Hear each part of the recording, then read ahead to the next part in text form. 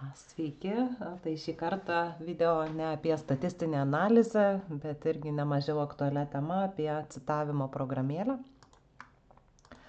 Aš pademonstruosiu šiek tiek, kaip naudotis Zotero citavimo programa, tačiau jeigu jūs jau naudojate kitą ir viskas jums ten sekasi gerai, tai iš esmės nėra didelio skirtumo, kokią jūs programą naudojate, dėl to, kad jos visos daro tą patį.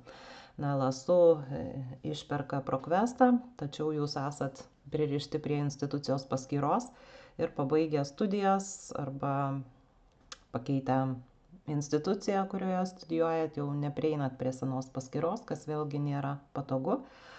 Tai Zotero yra visiškai nemokama, ar ne, jinai nesusieta su jokia paskyra, tiesiog atsisiunčiat programą, išsipakuojat, pasileidžiat ir darbuojatės. Tai aš parodysiu jau programą instaliuotą ir kaip naudotis keletą labai paprastų žingsnių. Dabar iš vis, kodėl mes naudojame programą citavimo, kodėl ne rankiniu būdu. Literatūros citavimą rankiniu būdu prilyginčiau akmens amžiui. Dėl to, kad ypač jeigu darbas yra rašomas ilgesnį laiką, straipsniai atsiranda kone kiekvieną dieną nauji ir literatūros atnaujinimas tampa būtinybė, galų gale redagavimas, perkelimas teksto iš vienos dalies į kitą, kada persikelia ir pacituoti šaltiniai. Tai visa tai įvelia labai daug rankinio darbo, klaidų, krapštimosi, gaišaties, akių gadinimo, tai programėlė už jūs daro visą šitą darbą automatiškai. Tai čia matot instaliuotą programą, jūs galite kurti katalogus, paspaudę My Library matote visus įtrauktus šaltinius, čia pas mane jie kol kas yra tik tai 2. Tai ir kada jūs atsidarote Word dokumentą, kuriame norite cituoti, atsiranda toksai kaip įskiepis Zotero programėlės jau pačiame Word'e. Čia ir Reforksus aš turiu, tai ir Reforksus rodo.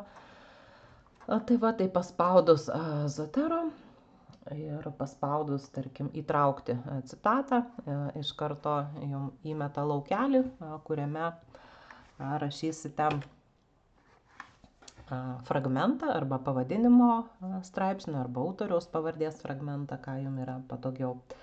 Ir kitas mygtukas skirtas sudaryti literatūros šaltinių sąrašui. Aš jau čia, kadangi darbavausi ir pasirinkusi buvau literatūros šaltinių sudarimo stilių, tai manęs nebeklausia. Bet kada jūs atidarote pirmą kartą, tai klausia, pagal kokį stilių norite cituoti.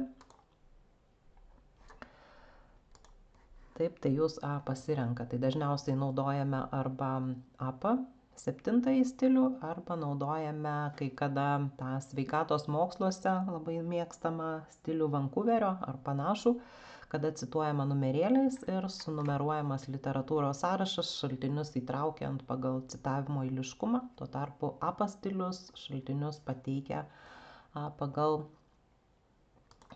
alfabetą, pagal abėcėlę. Ir būna labai lengva rasti. Norėčiau čia atidaryti kažkokį tai failą, kuris dar nebuvo susietas ir parodyt, kaip prasideda nuo ko.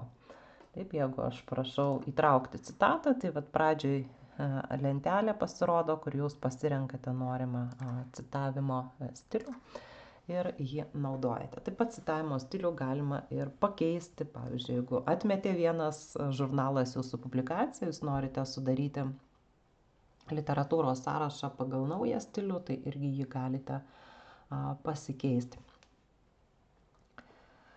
Tai tarkime, aš čia norėčiau pacituoti, atsistoju su kursorium pabaigoj ir sakau add citation ir vedu autoriaus arba straipsnio pavadinimo fragmentą, ant jo paspaudžiu ir iš karto atsiranda autoriaus pavardė, metai. Tarkim, aš noriu dar vieną citatą įterpti, pagrįsdama šį savo teiginį. Čia visiškai atsitiktinai, ar ne, tiek tekstas, tiek šaltiniai, neieškant čia kažkokios prasmės. Na ir tarkime, esu patenkinta šiais dviem šaltiniais, spaudžiu Enter ir jie iškart atsiduria skliausteliuose. Na dabar, tarkim, čia dar noriu kažką tai įterpti ir vėl spaudžiu Add Citation, vedu fragmentą autoriaus pavardės ir sakau Enter. Dabar, tarkime, jau jūs pabaigėte savo kažkokį darbelį, esė ar kitą ir sakot Add Bibliography ir tada jūsų visi pacituoti šaltiniai APA stiliumi pateikiami pabaigoje. Tarkim, aš dabar čia toliau dar nusprendžiu dirbti ar atnaujinu tekstą ir vėl norėčiau įtraukti citatą. Taip, įtraukiu Enter ir literatūros sąrašas redaguojasi jau savaime. Ar ne, jeigu jūs čia kažką tai įtraukėte tekste, atsiranda tas šaltinis jau ir literatūros sąraše automatiškai. Ar jūs ten kažkur perkeliate teksto gabalą, tai, na, žodžiu, literatūros šaltinių sąrašas atsinaujina automatiškai. Na ir šiek tiek gal parodysiu, kaip pačioj Zotero programoje elgtis, jeigu jūs norėtumėt įsitraukti šaltinį. Susikurti katalogą kaip, tai aš tai dažniausiai tą burtų lazdelę naudoju, tai yra identifikatorius pagal DOI arba ISBN. Na, ISBN tą numerį ataskaitos turi, knygos, tai va, tai jeigu literatūros šaltinis yra prieinamas internete, tai jį galima įtraukti automatiškai su visa jį lydinčia bibliografinė informacija. Jis yra labai senas, ar dėl kažkokių priežasčių kitų jo nėra internete, galima susikurti ir rankiniu būdu, pasirenkant, ar tai yra straipsnis, knyga, na, bet to prireikia išimtinai retais atvejais. Tai va, tai galime kažką, visada save man lengviausia rasti ir pademonstruoti.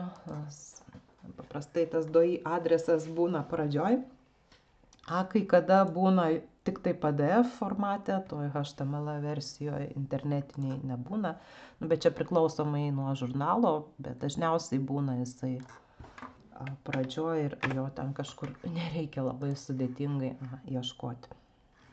Gerai, šitą uždarome, einame į Zotero programėlę ir įvedu identifikatoriaus laukelį, tiesiog nukopijuodama ir spaudžiu Enter. Na ir atsirado šaltinis jau mano katalogė ir šone matote visą jį lydinčią informaciją. Tarkime, jūs norėtumėt, nusprendžiat kurti naują kolekciją, pavyzdžiui, magistro darbas, Create Collection ir atsiranda jūsų naujas katalogiukas su tuo šaltiniu. Tačiau tas šaltinis liko ir senam, ar ne, katalogė, tai galite jį pašalinti. Taip pat jeigu dėl kažkokių priežasčių pasidubliuoja, 2 kartus jūs įtraukėte, tai šitas duplicate items padeda identifikuoti dublius tam pačiam katalogė ir, aišku, gali tada vieną pašalinti. Va, tai galime dar kokį pavyzdį paimti.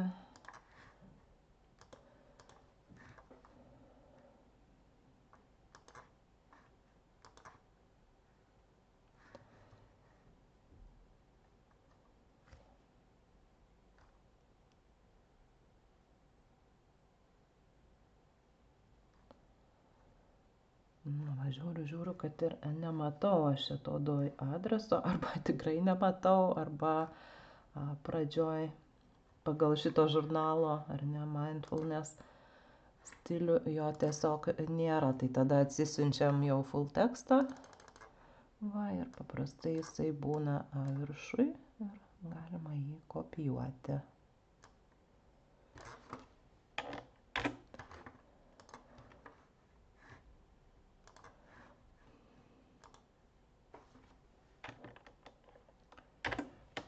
Šitą šešetą nutrinsim, kurį netyčia pagrėbiau.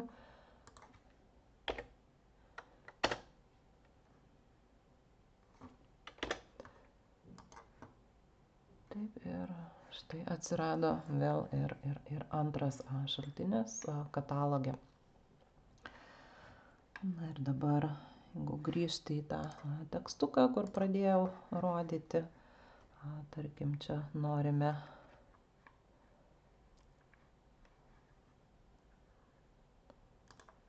dar vieną citatą įterpti.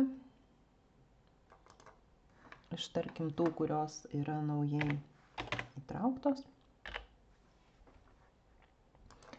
Spaudžiu ir sakau Enter. Na va, ir atsirado papildoma citata ir jinai iš karto rodoma ir literatūros sąraše.